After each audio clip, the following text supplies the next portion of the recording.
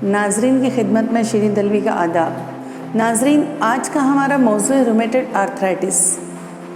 मैं चूँकि इससे गुज़र चुकी हूँ और अपना इलाज करवा के पूरी तरह सेहतयाब हो गई हूँ, इसलिए ये मौजू आज आपके सामने पेश कर रही हूँ, ताकि जो भी रूमेटॉइड आर्थराइटिस से जूझ रहे हो, इससे गुज़र रहे हो, वो लोग इसे देखकर इस पे अमल करके पूरी तरह सेहतयाब हो जाए।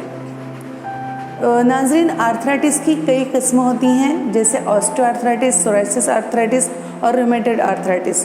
रूमेटॉइड आर्थराइटिस से जिस्म के छोटे बड़े तमाम जोड़ों में दर्द और सूजन पैदा होती है और रफ्ता रफ्ता जोड़ों में अकड़न पैदा होती है। पूरे जिस्म के जोड़ों में बेहद दर्द होता है।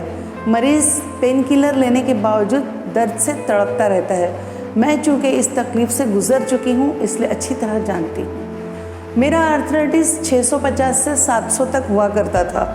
इसमें एक टेस्ट होता है जिसे RA कहते हैं, RA टेस्ट। बहुत इलाज करवाए, हर हफ्ते किसी न किसी अस्पताल में एडमिट रहना पड़ता था और वहाँ पर मुझे डेक्सा, डायनापार और डाइक्लो जैसे इंजेक्शन लगवाए जाते थे। मैं अपने तौर पर मेरे लिए चलना फिरना और बैठना बेहद मुश्किल था। चाय का कप हाथ में पकड़ना भी मुश्किल था।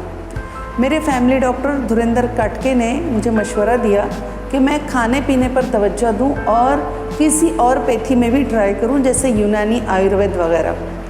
ये सुनकर मैं मुंबई के आयुर्वेद अस्पताल, पोद्दार हॉस्पिटल जो कि वर्ली में है, वहाँ एडमिट हुई।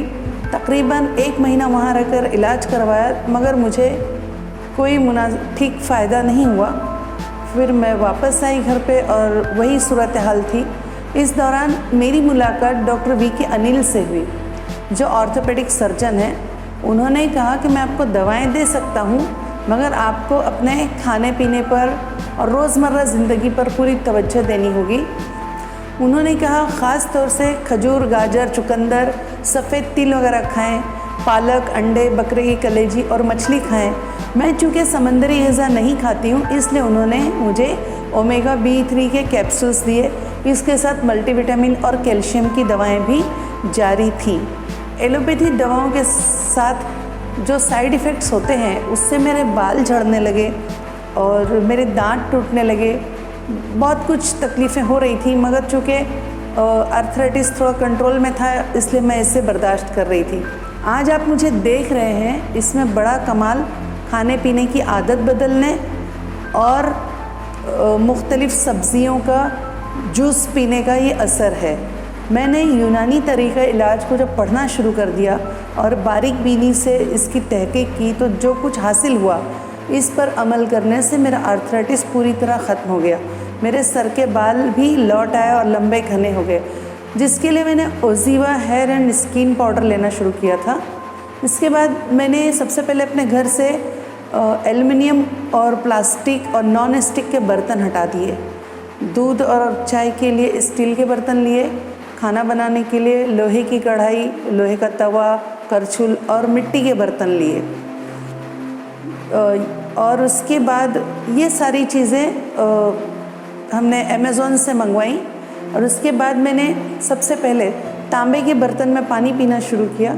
सुबह रूम टेम्परेचर 1 गिलास पानी पीने के बाद आधे घंटे के वक्फे से 1 गिलास दूध के साथ करक्यूमिन कैप्सूल, फिर उसके बाद हल्का फुल्का नाश्ता, फिर दोपहर से पहले 1/4 किलो गाजर, 1/4 किलो चुकंदर और सेब का जूस।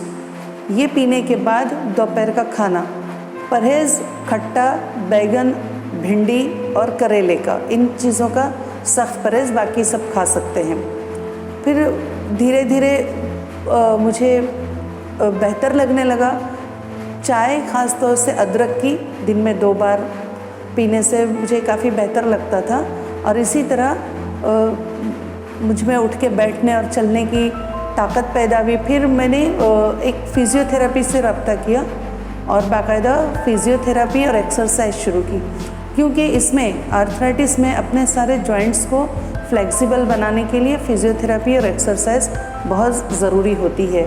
चूँकि रूमेटॉइड आर्थराइटिस में हमारी हड्डियाँ कमज़ोर होने लगती हैं, तो उसके लिए बेहतर यह हो कि हम अपने मसल्स को मज़बूत बनाएं।